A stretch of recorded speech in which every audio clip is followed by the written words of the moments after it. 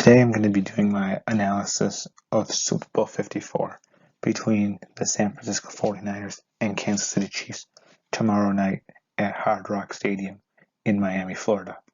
But before I get into my analysis, I'm just going to throw out some fun facts, about the two teams and their history of business doing business together, and some facts about each head coach.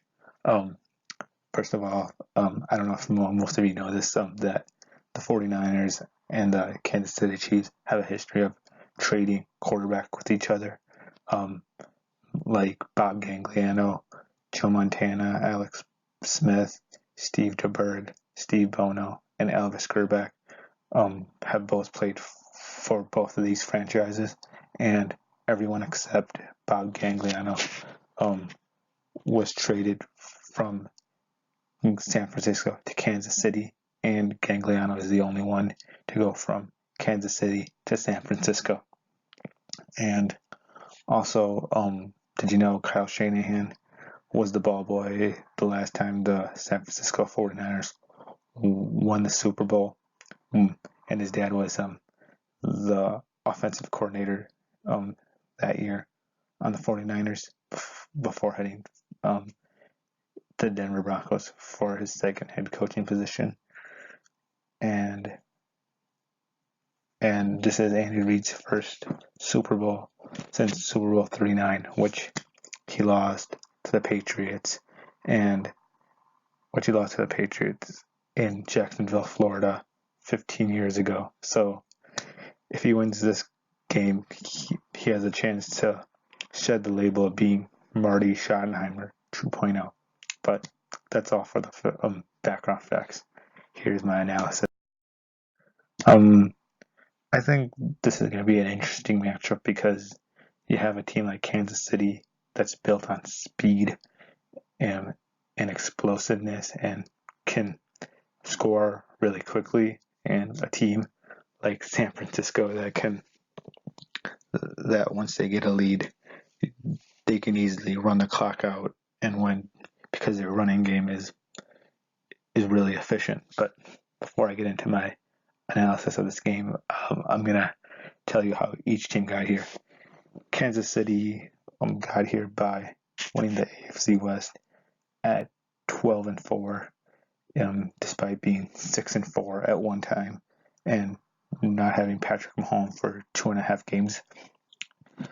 In their first playoff game, Kansas City beat Houston 51-31 after being down 24-0 with 10 minutes left to play in the first half, and they had the lead before the half at 28-24 before eventually winning. And they beat the Tennessee Titans in the AFC Championship game despite also being down 10-0 and 17-7.